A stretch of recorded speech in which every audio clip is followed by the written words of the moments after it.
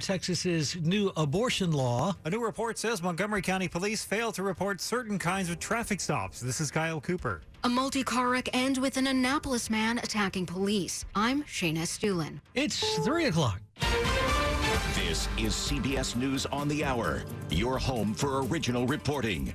I'm Tom Foti in Washington. Ida, as hurricane, tropical storm, or tropical depression, long gone, but not its catastrophic aftermath from the Gulf Coast to the Northeast. At least 47 deaths around New Jersey and New York, and at least 14 more along the Gulf Coast, where power remains a big problem. There isn't much of it. In New Orleans, officials say power should be restored by the middle of next week for hundreds of thousands of people still in the dark. We're really working hard and pushing to ensure that we're seeing restoration sooner rather than later. Northwest of New Orleans, frustration is growing in the small community of Killian. Our biggest worry is that we're going to be forgotten. Ida's devastation stretches to the northeast, where crews are still searching for victims and helping the vulnerable. Natalie Brandt, CBS News, Washington. In Northern California, better weather has now slowed the growth of that huge wildfire near Lake Tahoe. With the Supreme Court allowing that controversial Texas abortion law that all but bans the procedure, but leaving it open to other legal challenges, there has been one quick suit and one quick, if temporary, ruling. A block on lawsuits against one abortion rights group by one major anti-abortion group. But that is all. For right now, what this new judge's order means is that the largest anti-abortion group in Texas, the Texas Right to Life, cannot sue providers under Planned Parenthood who give abortions. However, there are other groups who might come in and threaten to sue. Loyola law professor Lori Levinson. And there has also been more Texas abortion law fallout involving that same anti-abortion group, but out of the courtroom. GoDaddy officials say they've cut off service to Texas Right to Life because its website allowed people to report suspected abortions there, essentially snitching. The company says that violates its service agreement. The move comes after the Supreme Court ruling that effectively ended most legal abortion in Texas. Texas Right to Life says it won't be silenced and expects to find another provider. Peter King, CBS News. 20 years after the worst foreign terrorist attack on America, the president issues an order to declassify some of the documents related to September 11, 2001. Senior investigative correspondent Catherine Herridge. The 9/11 families want the FBI records declassified and made public as part of their lawsuit against the Kingdom of Saudi Arabia. 15 of the 19 hijackers were Saudis. Sports. Number 3 ranked Naomi Osaka out of the U.S. Tennis Open. This is CBS News. Never miss a moment. Top news from WTOP 24/7, 365. Listen on air, on Alexa, and on the WTOP app.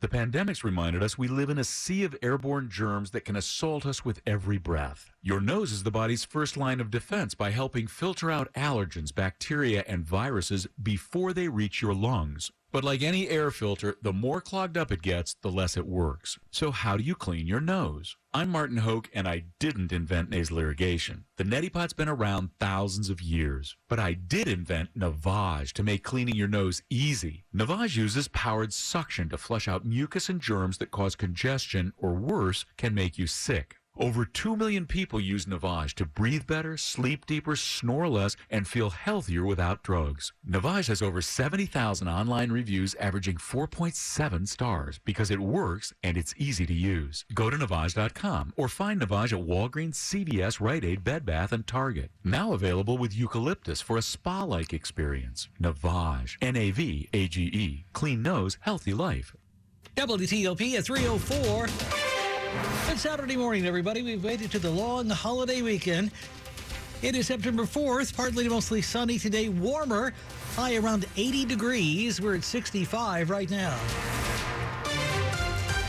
I'm Dean Lane. We thank you for taking us along for your weekend morning ride, topping the local stories we're looking at for you as we do right into this Saturday together. Breaking local news out of Montgomery County to tell you about this morning, something you're hearing first here on WTOP. Just 5 days into the school year in Montgomery County, nearly 1,000 students and staff members were apparently sent home to quarantine after possible exposure to COVID-19. By Friday night, more than 40 Montgomery County Public Schools reported cases where individuals had tested positive for COVID-19.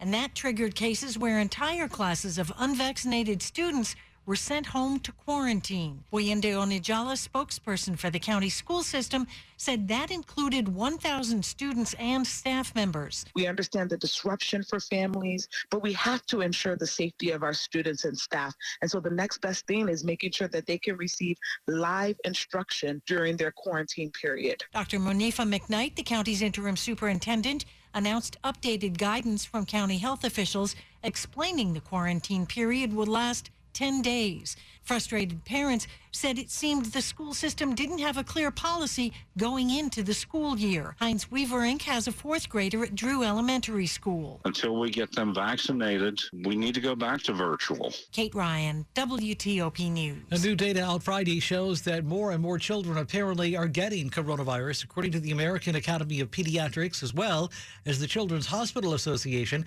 Child cases, we hear, have increased exponentially now after declining earlier this summer, with over a 5-fold increase in just this past month. This past week alone, nearly 204,000 cases were reported, compared with about 38,000 new cases reported the week ending July 22nd. WTOP News Time now 3:06. In other news, this early Saturday morning, Montgomery County Police may have broken state law, we hear, for more than 14 years. This is when it comes to recording data from traffic stops. The county's Office of Legislative Oversight says the police department, in situations where someone was stopped but not given a citation, did not record and report demographic data about the person stopped, which is required by Maryland law. Instead, drivers were given the officer's business card along with an explanation of why they were stopped. County Executive Mark Elridge tells the Washington Post it shouldn't have happened. Police Chief Marcus Jones disputes parts of the report, saying his department did not violate the law. Kyle Cooper, WTOP News. It was a dramatic Friday morning in Pasadena, Maryland, after a hit-and-run crash leading to an attack on officers. It started with the suspect running a red light near Mountain Road and Route 10 and crashing into 2 other cars, injuring several people. Then Anne Arundel County Police say 25-year-old Brandon Terrell Hardy of Annapolis ran from the scene, but was soon arrested nearby. But that wasn't the end. Officers then say Hardy, in handcuffs, ran again. When they tried to catch him, he attacked, biting one officer and grabbing the other in the groin. Hardy now faces a number of charges, including leaving the scene of a crash and assaulting police. Shayna Estulin, WTOP News. Washington Gas responding this week to growing frustration among customers who've apparently said they have had trouble contacting the utility. Starting, they did, with an apology. Acknowledging that, quote, we haven't met